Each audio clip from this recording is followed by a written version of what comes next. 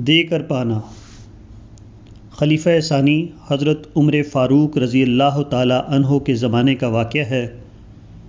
ایک عیسائی تاجر اپنے تجارتی گھوڑوں کو لے کر دریائے فرات کے پاس سے اسلامی سرحد میں داخل ہوا۔ زیاد بن حدیر نے اس سے محصول طلب کیا۔ اس نے محصول ادا کر دیا۔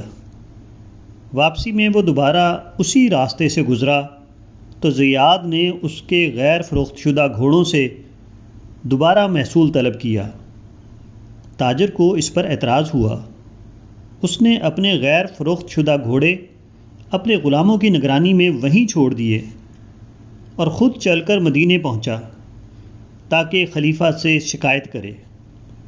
اس نے مدینے پہنچ کر حضرت عمر فاروق رضی اللہ تعالی عنہ سے اپنا قصہ بیان کیا اور کہا کہ مجھ سے میرے گھوڑوں پر دوبارہ محصول طلب کیا جا رہا ہے۔ حضرت عمر فاروق نے اس کی بات سن کر مختصر طور پر صرف اتنا کہا کہ اس کا انتظام کر دیا گیا ہے۔ تاجر نے سمجھا کہ خلیفہ نے اس کی شکایت کو کچھ اہمیت نہ دی۔ وہ مایوسی کی حالت میں دریائے فرات کی چوکی پر واپس آیا اور زیاد کے مطالبے کے مطابق محصول کی رقم ادا کرنے لگا، مگر زیاد نے اس سے دوبارہ رقم نہ لی اور کہا کہ خلیفہ کی طرف سے یہ حکم آ گیا ہے کہ تم سے دوبارہ محصول نہ لیا جائے۔ عیسائی تاجر اس بات سے بے حد متاثر ہوا کہ خلیفہ نے اتنی تیز کارروائی کی کہ میرا انصاف مجھ سے پہلے یہاں پہنچ گیا۔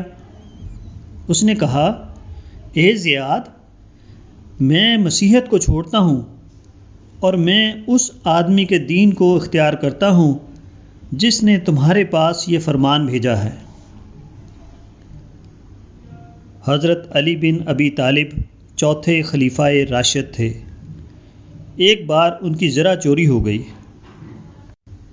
حضرت علی کو معلوم ہوا کہ وہ فلاں یہودی کے پاس ہے۔ انہوں نے کوفہ کے قاضی شریح کی عدالت میں دعویٰ دائر کیا۔ حضرت علی کرم اللہ وجہہ نے اپنے دعوے کے حق میں 2 گواہ پیش کیے، ایک اپنے غلام قمبر کو اور دوسرے اپنے لڑکے حسن کو۔ قاضی شریح نے کہا کہ بیٹے کی گواہی باپ کے حق میں مقبول نہیں ہے اور صرف ایک گواہ دعویٰ ثابت کرنے کے لیے کافی نہیں۔ چنانچہ قاضی شریح نے مقدمہ خارج کر دیا۔ زرہ بدستور یہودی کے پاس باقی رہی۔ یہودی اس فیصلے کو سن کر بے حد متاثر ہوا۔ اس نے کہا کہ یہ تو نبیوں جیسا معاملہ ہے کہ ایک قاضی وقت کے حاکم کے خلاف فیصلہ کرتا ہے۔ اس کے بعد یہودی نے اسلام قبول کر لیا اور زرہ یہ کہہ کر حضرت علی کو دے دی کہ یہ آپ ہی کی ہے، آپ کا دعویٰ بالکل درست تھا۔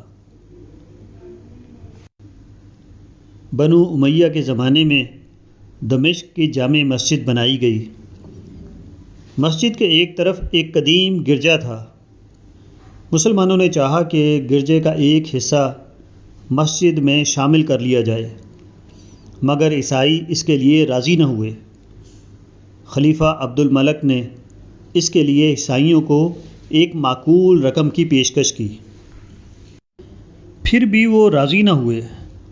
چنانچہ ابتدائی تعمیر میں مسجد کا ایک گوشہ ناقص رہا۔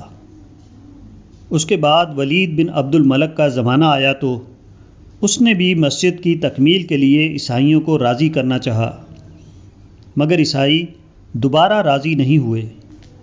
ولید بن عبد الملک نے اس زمین پر زبردستی قبضہ کر لیا اور اس کو مسجد میں شامل کر کے اس کی تعمیر مکمل کر دی۔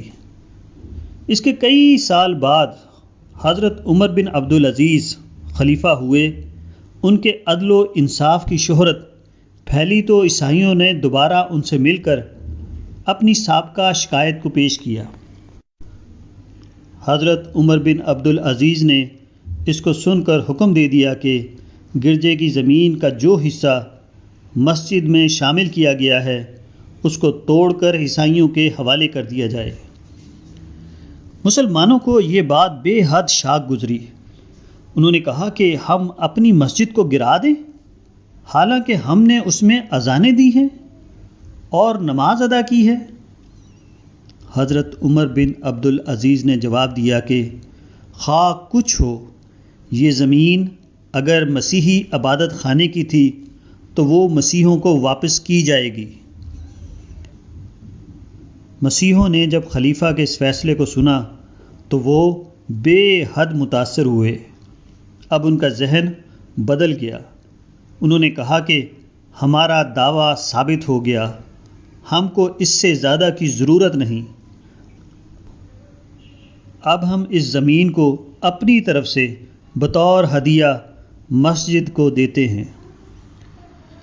اس دنیا میں دینے والا پاتا ہے، اور جو شخص صرف پانا چاہے وہ کھوتا ہے۔ یہ اس دنیا کا اٹل قانون ہے، وہ ہمیشہ سے ہے اور ہمیشہ باقی رہے گا۔